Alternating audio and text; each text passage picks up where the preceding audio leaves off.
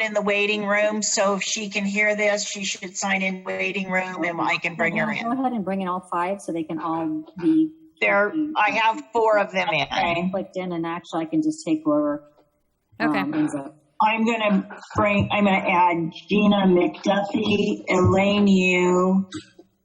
Okay. Thank you, Jana. All right. So while everybody is, we had a request from Samantha Lauren, but she is not in the waiting room. So if she can hear this, she should sign in waiting room and I can bring her in. Go ahead and bring in all 5 so they can all be there. I have 4 of them in. Okay. Thank you. So let's have everyone turn their microphones off except the person that I called. McDuffie, Elaine Yu. I don't know why that's replaying. Yeah, we're having feedback. Right, I'm not so sure. while everybody we had a request from Samantha Lauren, but she is not in the waiting room, so if she can hear this, she should sign in waiting room and I can bring her in. Okay, so it looks like everybody has their microphones off, which is great. I don't have a Zoom, so I'm not sure why we're playing that feedback. My name is Samantha Lauren.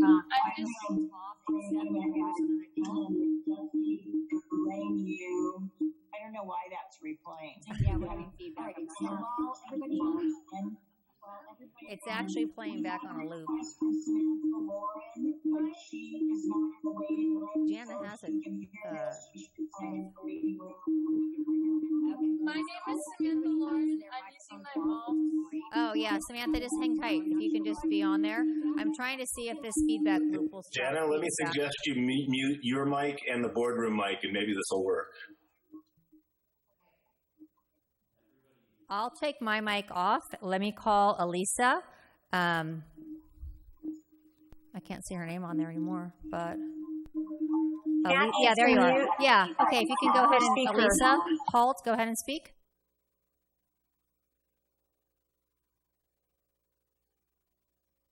So Elisa Holt, if you can go ahead and speak. And then, Jenna, why don't you unmute one of the public commenters, and then they can talk, and we'll just hear it. Then their mic will be live. We should be able to hear it.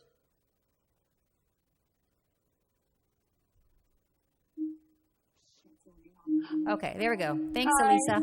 Thank you. Yeah, there you are. Yeah, okay, if you can go ahead and speak, Lisa. My name is Samantha Lauren. I'm using my mom's computer, and her name is Lisa Ann Hall. So Lisa Hall, if you can go ahead and speak. Yeah. This is her. Why don't you unmute one of the public commenters, and then they can talk, and we'll just hear it. Their mic will be live. We should be able to hear it.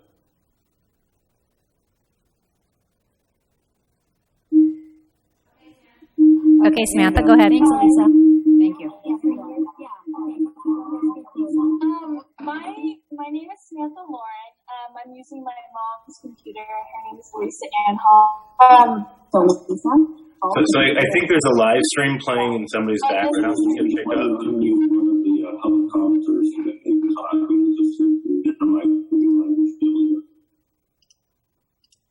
Hello?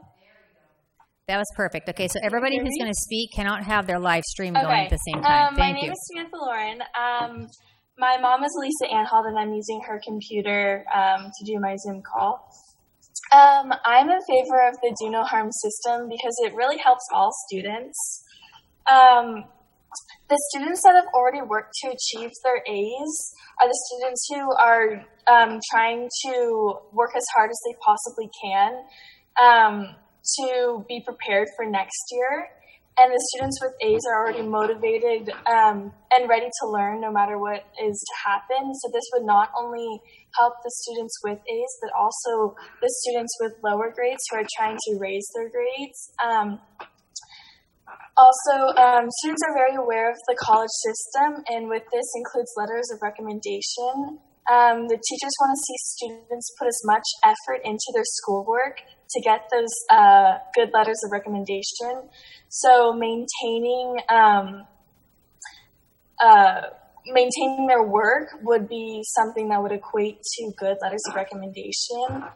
Most of the positives for the do no harm system include it has an incentive for lower grades, for people that have lower grades to raise their grades. It alleviates the stress for students that are working hard to raise their grade. and as the alternative, not lower their grade. And it really truly benefits all students. Students that are taking advanced placement need to continue to work and to be prepared for the AP test. So I am taking 4 AP classes, and as of right now, one of my teachers, I've had no communication with them, and so that makes me a little bit frustrated in that aspect. Some teachers have already put in the Do No Harm system into place, and it's worked really well. I know there's 2 of my teachers that have already put it into place, and it's been really helpful to not only the students, but also her. So that concludes what I have to say. Thank you so much. I appreciate you hanging in there, and let's getting through this. So thank you very much. Now, moving on, let's go to Gina McDuffie. Is that, I can't quite see that far away, sad to say. Good. Gina McDuffie, you're up. Thank you. Hi. Yes, thank you. And great job, Samantha. I'm so excited to hear students on here and to see what they've been doing to make their voices known. You all received a letter from me, so I won't go into too much detail, but my 3 points are first and foremost about the students. I know that our kids can do this. They're capable. They're digital natives. This is their language. And in addition, we're really lucky to live in a district that has provided technology to people who don't have it. And so I know that our students are capable and they're equipped to succeed. The second is our teachers. My kids go to 3 different schools in the district and all have really adapted very well and are doing an excellent job. So if our kids can do this, and we know that they can, then adopting a pass-fail grading system would say that our teachers can't do it and our administrators can't do it. And I know it's not the case. So adopting the system would really reflect poorly and unjustifiably so on our teachers and our school district. And the last point that wasn't in my email that I've been thinking about quite a bit is that as a district and even through our parent university nights, we talk a lot about how to build resilience, how to raise adults. And part of raising adults means that we need to allow our kids to experience challenges and even go through a little bit of adversity. They don't need a trophy or a passing grade just for showing up. If we maintain letter grades, students will be motivated to attend class, and they'll need to think differently, challenge what they know, and rise to the occasion. So I just ask you, please don't rob our students of the opportunity to learn and to grow and to build resilience. That's it. Okay, thank you so much. I appreciate that. Thank you. Now moving to Elaine. You? Hi. Can you guys hear me? Yes, we can.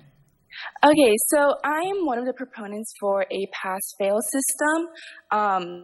Me and my friends, we firmly believe that during this time, keeping a letter grade system is really unfair to those who don't have easy access to technology, those who are lacking of financial stability or emotionally because of the global pandemic.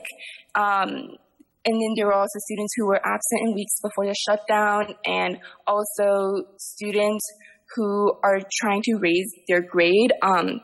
Third quarter is often known to be one of the quarters where the hardest information is being taught. It's where students struggle the most, and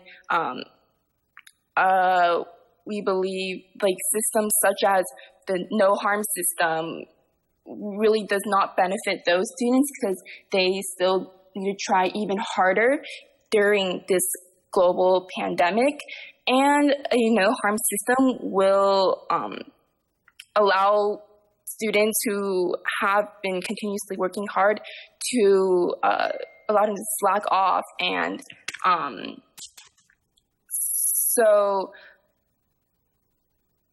and also in regard to the previous person who's talking about pass-fail means that the administration's looking down.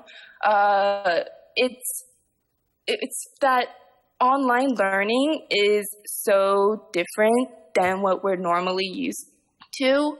I know a lot of my friends have already experienced loss in the quality and quantity of education, and it's really not a centralized system. I know some parents were even speaking earlier that the online system was just kind of all over the place, and students weren't really connecting with the material. And I also know that an in-person student to teacher and student to student interactions are very beneficial to my learning, and just without it, it's very different. I don't think a letter grade would allow me to show that difference. And also in terms of keeping letter grades as normal and grading more leniently, teachers' leniency standards are very different. I have already experienced some teachers that it seems like they're just grading as normal, as if we weren't in a global pandemic. And I think this is something really hard to regulate. So, yeah. Okay, well, thank you for sharing. We appreciate that perspective. And I think the final public speaker then is Tisha Barton, if I'm correct. All right, hold on, everybody. Can you hear me? We can hear you.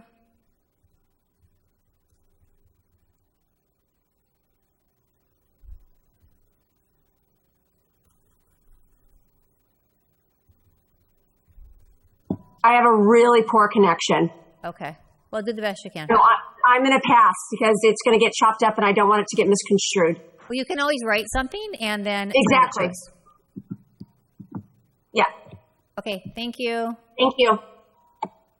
All right, so Jana, let's move on to the written comments. 35 is a lot, but I want to hear them. So I don't know how you did it as far as time goes, as far as, we have a 3-minute per comment. So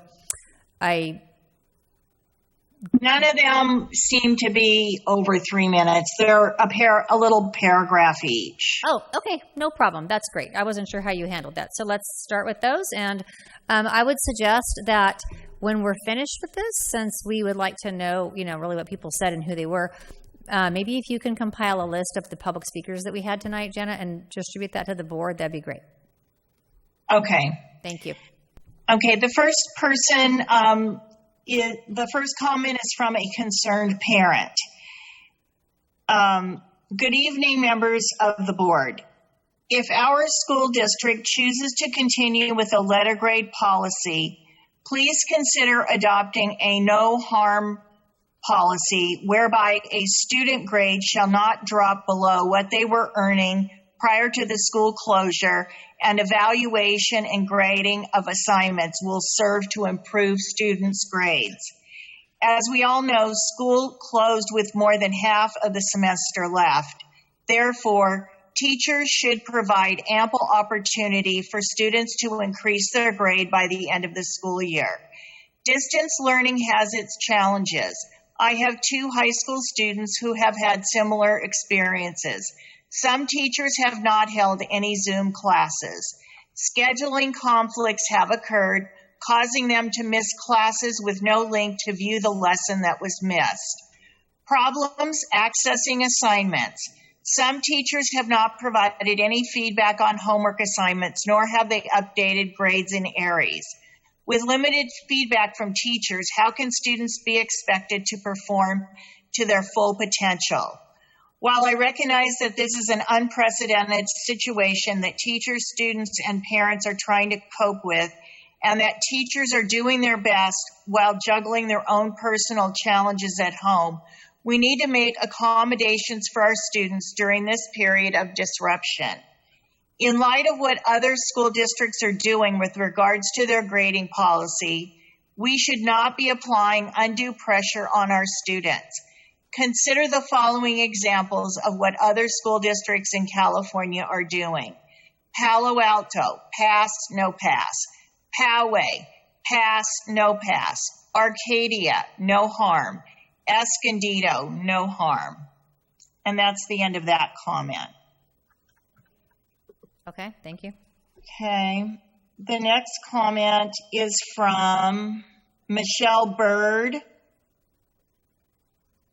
And her comment is, students can easily get overwhelmed with distance learning, even if they quickly adapt through different learning modalities.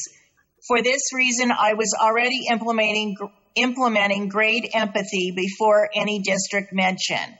However, to not allow lower grades or have significant assignments to increase grades is a total disincentive and, quite frankly, unfair for students working hard in fourth quarter versus students calling it in. For this reason, I propose the following.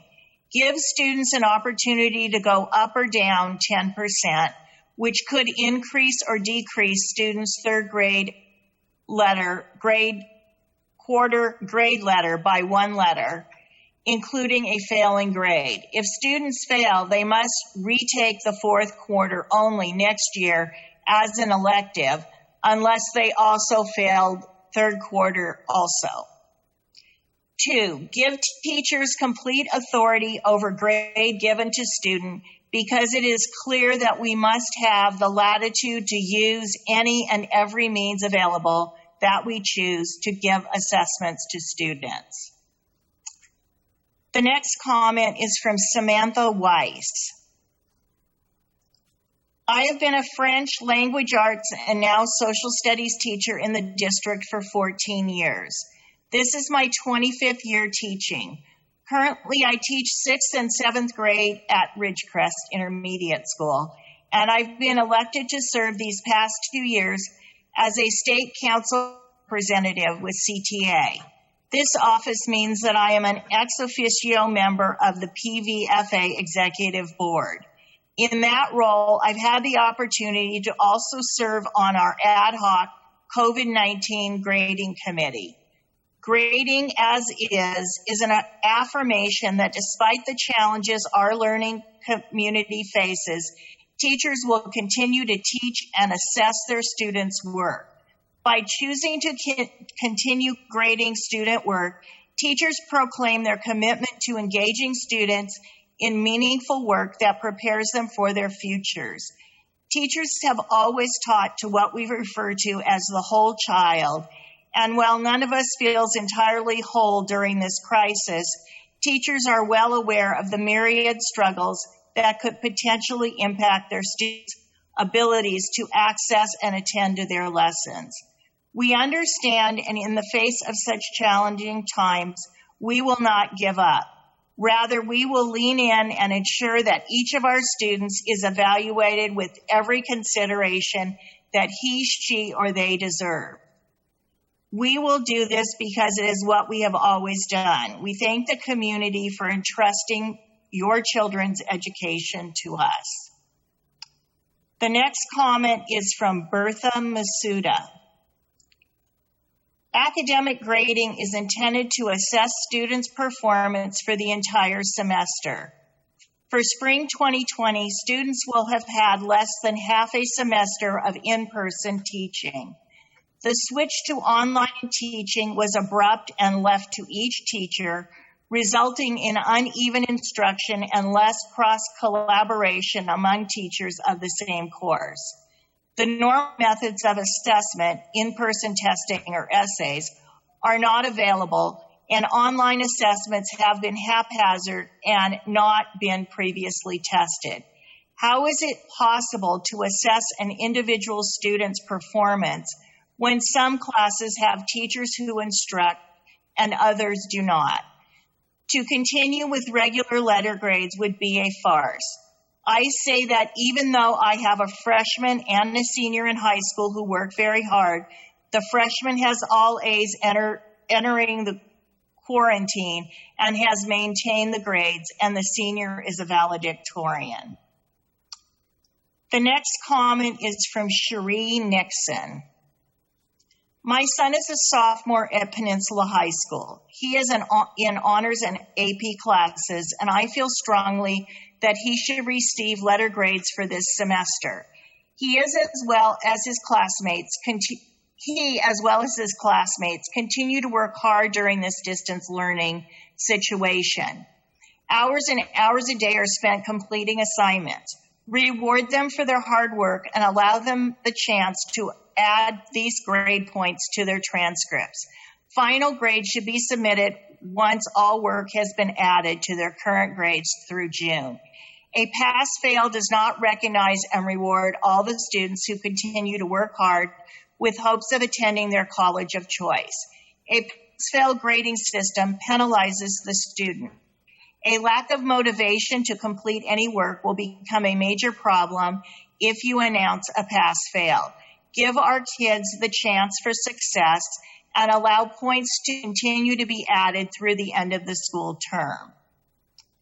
The next comment is from Kathleen Johnson. I have 2 children at Ridgecrest Intermediate School. The current schedule of subjects and classes has worked beautifully.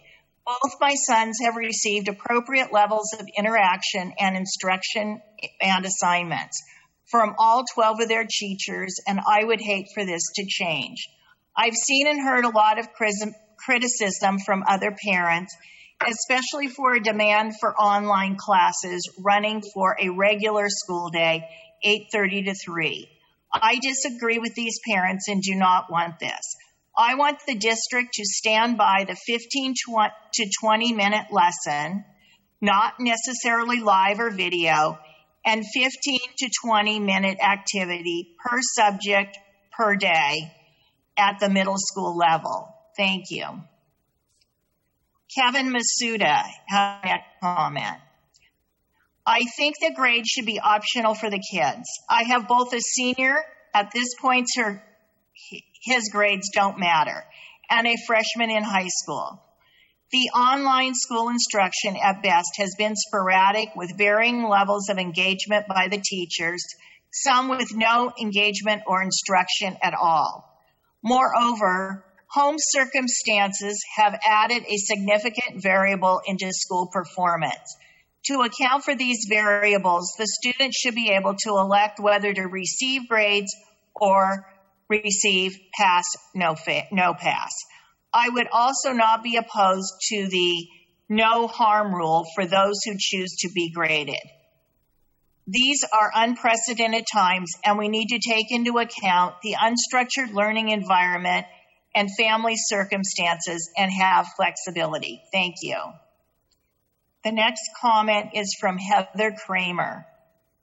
Similar to the grading policy of LAUSD during distance learning period, began on March 14th for PVPUSD, the students can work to improve their grades, but we don't want to penalize those who may not have had access to technology or may be experiencing difficulties at home.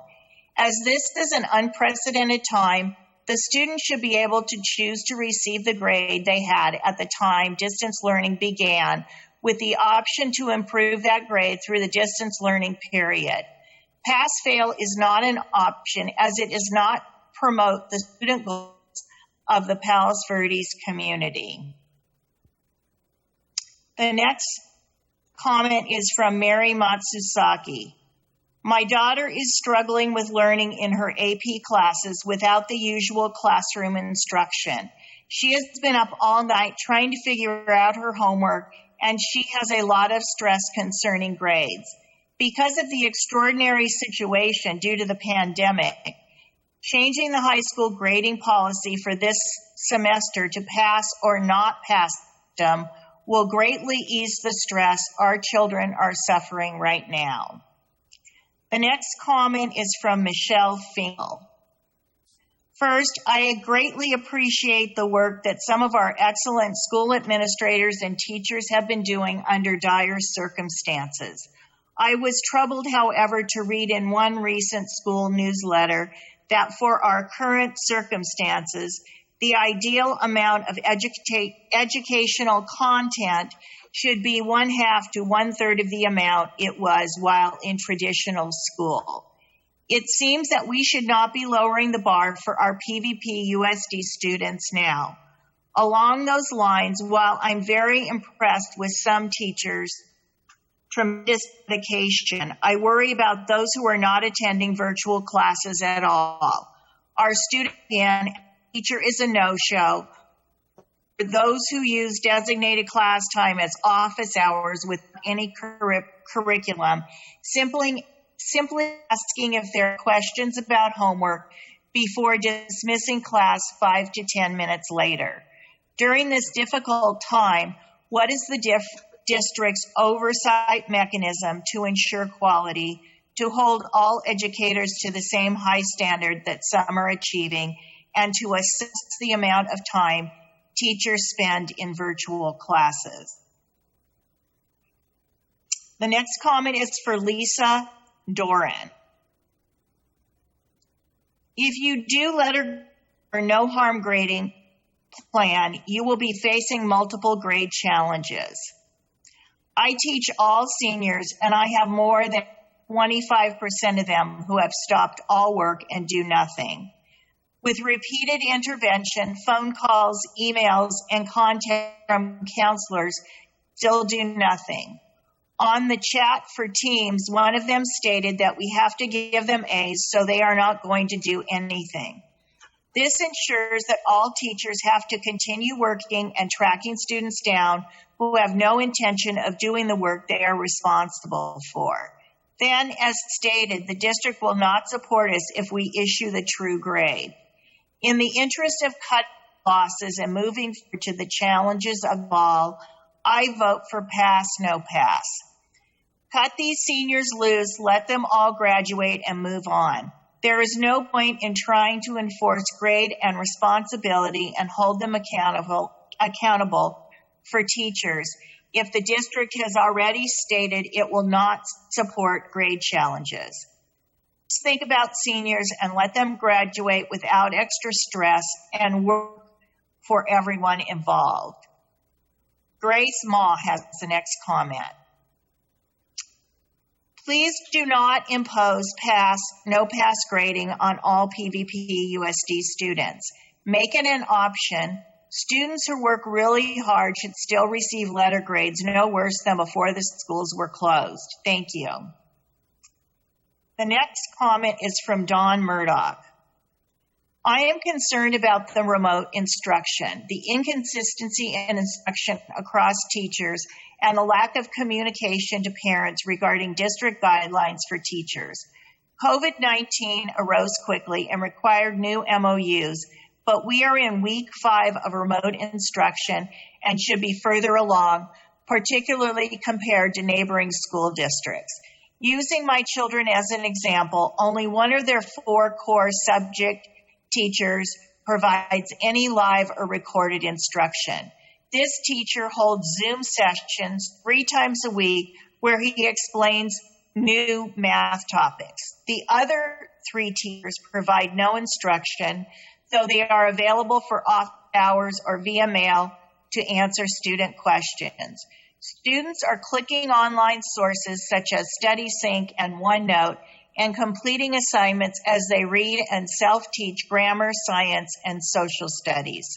There is no dialogue between students and teachers, no intellectual discourse around what a student thinks the answer is or how she arrived at that answer, no critical thinking. There is no feedback from teachers on student work. Assignments are submitted online and graded by the online program. Writing is graded by students who are still learning the materials themselves and cannot provide meaningful feedback to help students improve. The next comment is from Day Lee. Good evening, members of the board. If our school district chooses to continue with the letter grade policy, please consider adopting a no harm policy whereby a student's grade shall not drop below what they are earning prior to the school closure, and evaluation and grading of assignments will serve to improve student grades. As we all know, school closed with more than half of the semester left. Therefore, teachers should provide opportunity for students to increase their grade by the end of the school year. Distance learning has its challenges. I have 2 high school students who have had similar experiences. Some teachers have not held any Zoom classes.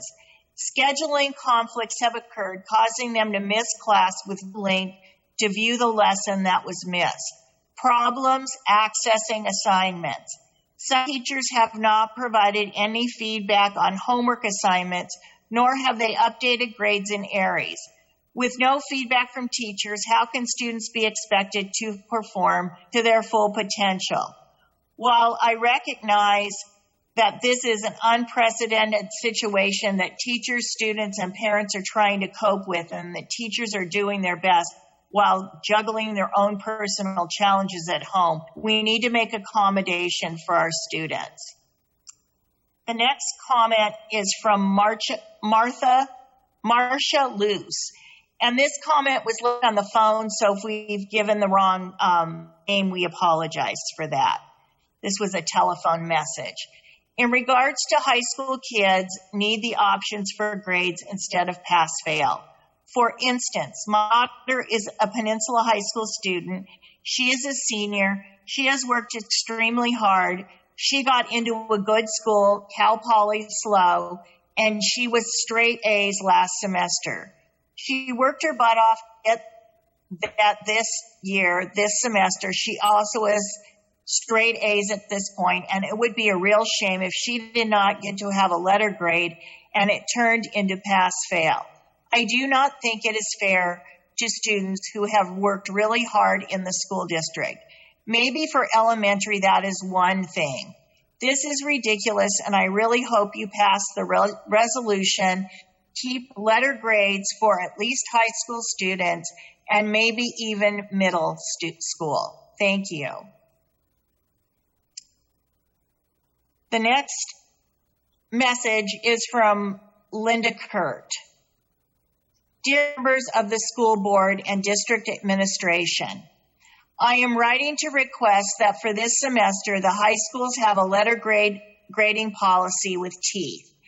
In choosing a policy like this, we would be supporting both our struggling students and our high achievers. One group of students that should be considered are those who are currently earning Ds. For example, our D students in Algebra 1.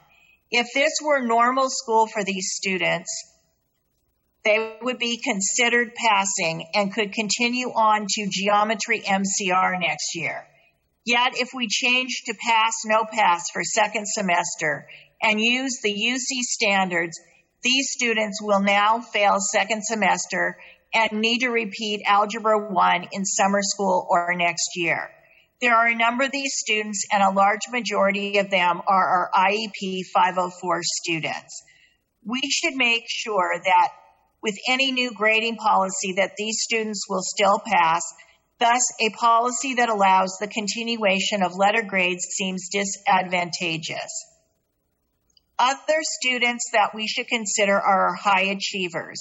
I have talked to some students who have said that the previously A students will feel very shortchanged if all their hard work results in a grade that doesn't distinguish them from previously C students. Another concern is that even though the UCs and Harvard have said they will accept pass-fail, lost my place. Hang on a minute. Right now, the majority of our students are joining the live sessions, watching the videos, doing their homework, marching along, telling the students that we have decided on a specific policy that grandfathers in their existing grade is likely to cause a number of them to decide that they are home free and thus stop working as hard. Is it possible that we could delay announcing the decision for as long as possible? And could the policy include teeth? In other words, if we choose no harm letter grades, can we still insist, for example, that the student completes 70% of fourth quarter's work? We realize that some of our students are having a hard time accessing the curriculum, yet knowing that our teachers, counselors, and administrators are working hard to help these students be successful. I am strongly in favor of a letter grade policy with teeth so as to encourage the students to continue doing their best. As I understand it, the majority of high school teachers are asking for the same thing. Please help us give credit to our D students, honor the work of our top students, and continue to motivate all of our students by approving a grades with teeth policy. Thank you. The next comment is from Jennifer Taggart. Dear Board of Education members, I submit this comment in connection with agenda item P1. I have two students currently attending Palos Verdes High School, my son a junior and my daughter a freshman. I have spoken with them regarding this matter, and all three of us desire to have letter grades or the option to have letter grades. We oppose switching to a mandatory pass-fail grading system. My son wants letter grades because he is currently taking 4 advanced placement classes and wants the benefit of the 4A grades he has for those schools that accept weighted GPAs. Switching to a mandatory pass-fail grading system would deprive him of the benefit of 4 5.0 A grades, for which he has worked very hard and continues to work hard using the distance learning system. My daughter only has 1 AP class and 2 honors classes, and also does not want to be deprived of her outstanding straight A performance. Additionally, she plans to play volleyball in college and is already being recruited. NCAA determines eligibility based on a numerical system using NCAA core classes. NCAA's policy was to treat pass grades in core classes as the lowest passing grade. For PV High students, that would be a D. NCAA recently changed its policy temporarily in light of the global pandemic so that this is no longer a concern. However, it does illustrate that the impact of a mandatory pass-fail grading system may have unintended consequences. The next comment is from Abby Mader. Despite the unprecedented disruption, COVID-19, PVPUSD teachers, students, and parents have proven themselves to be incredibly resilient and dedicated to persevering as circumstances continue to change. Teachers continue to provide students with learning opportunities suitable to the situation and students' needs. As an elementary teacher and parent of PVPUSD students, kinder through 9th grade, I've observed students exploring new ways of learning, growing their technology skills beyond normal expectation, and accepting opportunities to self-advocate that will prove to be essential life skills. Issuing grades provides one opportunity to validate and commend the efforts of these students. It is a tool to share progress towards goals and academic growth attained. This being said, the teachers of our district are acutely aware of the challenges facing our students. Our mission from the first day of closure was to continue to instruct and engage our students and know that online learning is not easily accessible to or attainable for all children. Our philosophy behind issuing grades would be compassionate and driven by a desire to acknowledge effort and express admiration for our students. I view the final trimester's grades as a last chance to share with parents about their students' areas of strength, growth, and challenges yet to overcome, as well as a final place to praise my 4th graders I am so very proud of. The next comment is from Linda Back. First, thank you for your service to our children and community. Your tough jobs are often underappreciated. Second, there are competing interests in many of these issues you have to decide. But in this case, I believe there's a compromise that can work for everyone.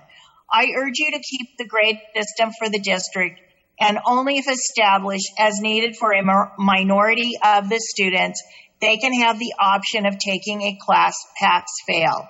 We have 2 high schoolers, a junior and a freshman, and an 8th grader in this district. Our children have worked so hard for almost the entire school year. Please do not take their hard-earned grades from them in the last couple of months. They've all lost so much already because of COVID. My high schoolers would be detrimentally penalized through no fault of their own if the grading system is changed. They've always earned straight A's, but this year they've taken even more challenging honors and AP classes, so their weighted GPAs have increased this year. These classes are no joke, and they've stayed up late every single night, including weekends, sacrificing and juggling demanding extracurricular activities like playing in varsity basketball. In analyzing the option of pass-fail, has the threshold element even been established? Has there been a sufficient showing of an objective, quantifiable determination of how many students actually need or want a pass-fail option? At best, the few anecdotal situations should not mandate a pass-fail for the rest of the students. To rely on such speculation would be a disservice to our children. Many of the issues other communities throughout the nation have experienced in transitioning into distance learning are not equally applicable in our community. We need to honestly look at our particular socioeconomic demographics and recognize that the majority of our students have transitioned smoothly. In our district, I believe at most only a small minority would need or want a pass-fail option. Those students can explain issues in their essays as colleges will view the last semester grades within the COVID context, so that consideration will already be built in. If their past 9 months of hard work is erased in one fell swoop, there will be PTSD effects on these kids who feel helpless and demoralized. They may feel going forward, what is the point of working hard when things you earn are stolen from you? All of our students have been cheated out of so much because of COVID. Our kids haven't been able to rely on anything these last couple of months. Please don't change these rules at the end of the game this school year. It can destroy so many of our students. Please help our hardworking students who have earned this district academic recognition nationwide by allowing them to keep what they have earned. Thank you for your consideration. The next comment is from Sean and Amy Howard.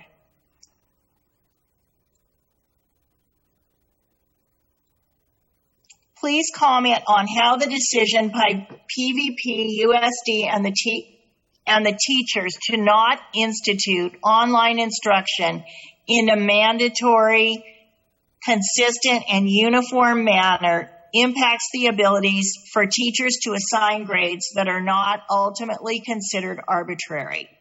Consistent instruction by teachers, again, live learning, is missing. Teachers have mostly done a commendable job attempting to communicate with their students. However, large gaps exist, which has led to confusion and an inability for students to receive the instruction and education necessary to move forward into the ensuing school year subject matter. In other words, please address why teachers have been unable, as a requirement, to hold mandatory live instruction via Zoom or Microsoft Teams or Skype. The next comment is from Maria Otera. I just lost Maria. Hold on a second. Okay. Hello. Our son is a 9th grade student attending Peninsula High School. He has been and still is working very hard to keep up his good grades, and we want to maintain the current grading system. Thank you. The next comment is from Richard Criley.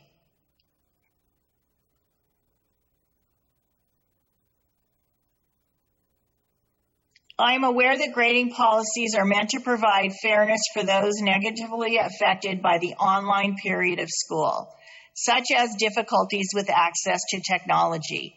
I understand the importance of this, but I must ask, how many students in the district are really affected by these theoretical technological limitations? I would argue that the vast majority of students have sufficient access to all course materials necessary to succeed in school. Is it worth inflating the grades of all students district-wide for the sake of a very small, if non-existent number of affected students? The next comment is from Michelle Bielke. Dear district and board members, I am writing to express my support for Superintendent Chernus's public comment and recommendation that grades will be one option for high school students. While I understand and agree that some students might choose a different option due to personal family situations or challenges, students must also be given the option to select grades. Imposing pass-fail will hurt students that have worked hard to persevere under difficult circumstances. My daughter is a junior at Peninsula High School and has continued to work hard and learn through the pandemic because she wants to achieve her goals. While a necessary evil, we all know grades are critical for college admission, honor society eligibility, CSF and NHS, and scholarship. This is especially true during uncertain times when many universities are not requiring SAT, ACT scores. Grades will be the only window into academic capabilities and therefore of higher education importance. While some may argue grades don't matter because this semester will have an asterisk for admissions, such statements are based on pure speculation. In reality, we don't know what the impact will be until next year, which is why grades must be one option. We know how grades will be counted. There are uncertain times which require strong leadership and foresight. The path that protects all kids is one with options. Thank you. The next comment is from James Mead. The consensus from teachers I have spoken to is that we would like to continue with grading. Professionally, we would like to continue to access the curriculum that we can deliver to our students in order to keep them engaged and progressing as best that we can, and that they are able to during the shutdown. Anything that we are able to do for them this year to put them in the best position to continue on next year is optimal. We do not want our students to stop learning, and we are not ready to stop teaching. Thank you for your consideration on this issue. The next comment is from Umesh Ketkar. On March 13th, due to circumstances beyond our control, all students had to instantly transition to a self-taught learning model. In the weeks since, we have observed that most teachers are not actually teaching the material. They're posting material, posting assignments, and then holding Zoom sessions to respond to questions. This may work for some students, but not for all, and not in all subjects. Our daughter benefits from hearing the lesson as taught and from the interaction in class. Without this interaction, she sometimes struggles to even formulate meaningful questions. This is not from a lack of academic ability. She is in advanced or honors classes for almost all her subjects. Especially in the honors classes, it is very challenging for her to figure things out on her own and then submit the assignments. We have tried to help, but we are not the experts, especially for subjects such as chemistry and French. As a result, she has fallen very far behind, and the stress level is giving her panic attacks. We feel that in this time of stress, the first focus should be on student well-being, both physical and mental health.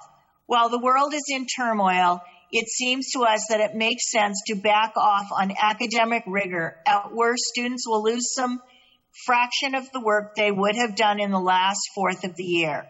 This feels like a small price to pay to ensure that students don't get harmed by this situation.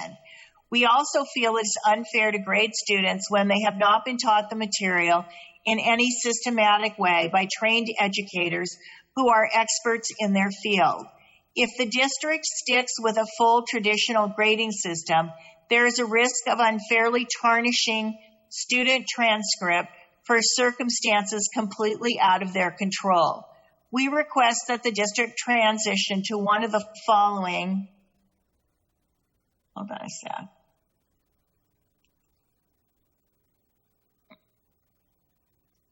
We request that the district transition to one of the following grading models: pass-fail, or pass-fail at each student's option, or minimum grade guarantee where no grade could be dropped below where it was on March 12th. I know there is a worry that many students will suddenly stop doing their work if one of these is implemented. I can assure you that for our daughter, the opposite will be true. She loves to learn, and if the pressure and stress is relieved, we believe she will actually do more and work harder to learn. Thank you. The next comment is from Sanjita Modi. It sounds like a big part of the decision has been made to stay with grades. I still believe a pass-fail system would have had the least amount of punitive damage and been a more equitable way to go for the greater good. I have sat on various webinars and discussions with the other school boards, college admissions officers, and educators, and feel this would be the greatest benefit to the kids in our district for a variety of reasons that I can clarify if necessary. Colleges across the country have announced that they will be flexible and accepting of pass-fail grades for this semester. If the decision is made to move forward with grades, I am sure grades work best for those students who are already in their ideal grade. But I do believe strongly that there are many kids who could have moved up with 3 months left in the semester. The borderline kids will probably have that opportunity, but those students that might be in the middle of a letter grade, i.e. 83 to 84%, based on a small proportion of their overall class points, believe they had 3 months left in this semester to improve their grade. Now that opportunity is taken away.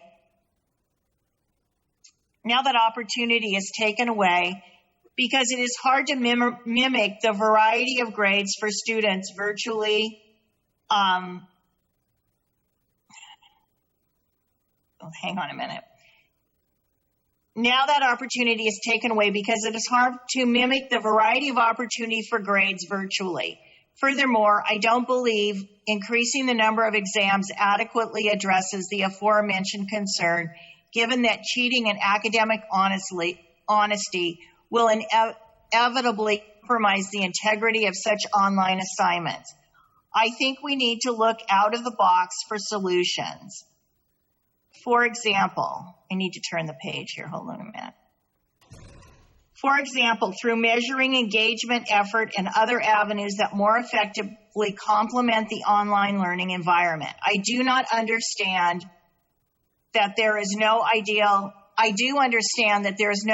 scenario and appreciate the time and effort that goes into making this decision. I just wanted to urge the board to please keep in mind those kids who are working extremely hard and are under normal circumstances would be capable of working their grade up. Thank you to all of you, the teachers and the staff, for continuing to connect with our kids in these unprecedented times, and I hope everyone is safe and healthy. The next comment is from Christian Engel. It should be no surprise that the majority of students are motivated by their grades. Their eagerness to prove themselves is unparalleled. Many of our students are also motivated by an innate desire to be educated and prepared for the world. Okay. However, it is likely that without some sort of grade-based incentive, students will start to check out. I wish we lived in a world where I don't need to use a point system or letter grades to help prepare my students for their future. That is not the world we live in, though. I understand that during these difficult times, students may not be at their best, but I also know how much grades matter in this community.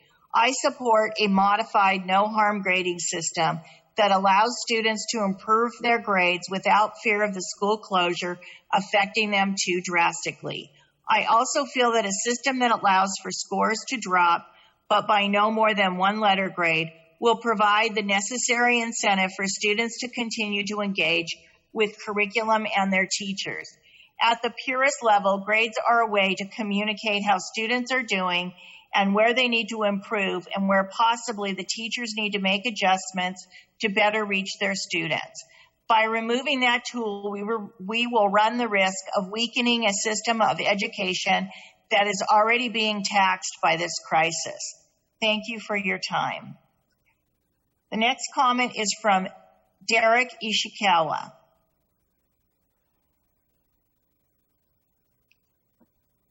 The current plan for the remainder of the year is insufficient as it has led to wildly disparate levels of instruction.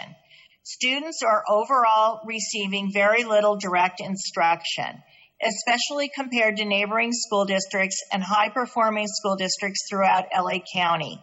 The current MOU with PVFA does not require teachers to provide any daily instruction and is therefore deficient and should be revisited to ensure that students are receiving at least some daily instruction, ideally at least twice daily basis, with one session in the early morning and one in the early afternoon.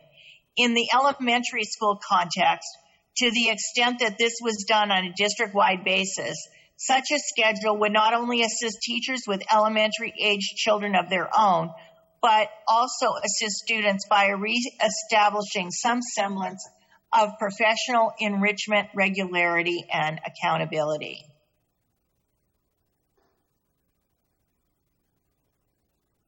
The next comment is from Monica Reuter.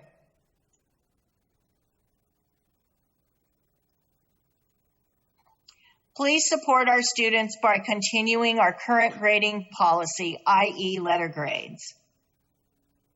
The next comment is from Dawn Murdoch. I am concerned about remote instruction, inconsistency in instruction across teachers, and lack of communication to parents regarding district guidelines for teachers. COVID-19 arose quickly and required new MOUs, but we are in week 5 of the remote content, of the remote instruction, and we should be further along. I think I've already read this. Yeah, we've already heard that one. Thank you. Yep. Sylvia Messia. I think that we've already read this one also. Yes. Jana, I think Dawn basically said that there was a part that was cut off. I don't know if that was because of 3 minutes, but she resent it. So it got put in here again? Yeah, I think the part that was cut off was started with, we have talented, well-paid teachers. We have talented, well-paid teachers. For many, all we are getting is a set of online assignments. Elective teachers aren't even reaching out to students. One teacher has given only one assignment. The other has made no contact. I assume these teachers are still collecting full paychecks. As with Measure PV, little has been communicated to parents. Emails from the principal say, don't worry about students potentially falling behind. Use this as a time to teach them how to do laundry, plan a meal, or a grocery shopping trip. Really? The district sent out expectations for students. Parents want to know about expectations or guidelines for the teachers. 1, how often teachers should interact with students. 2, whether interaction can be solely through emails or if there should be live and video contact. 3, how much instruction time per week. 4, whether teachers are expected to complete the full curriculum for the year or if there will be cuts. How much work should be assigned. 6, whether teachers should provide feedback on assignments. This will help parents know which holes must be filled. We're in this together and want what's best for our students. Okay, so that was Dawn. And I think we've already read Sylvia Messia's also. Correct. Okay, so the next comment is Warren Aston. Question, how are parents with jobs and other children expected to teach these children such a large workload curriculum when the children cannot navigate the work on their own? In my case, a 7-year-old second grader. My teacher does not teach. They check in one time for 15 minutes to show how much work is expected. 2, how are the students being graded and what measures are being discussed to catch up students? Okay, the next comment is from Mindy Webster. I hope regular grades are given for the high school level and junior high. However, the workload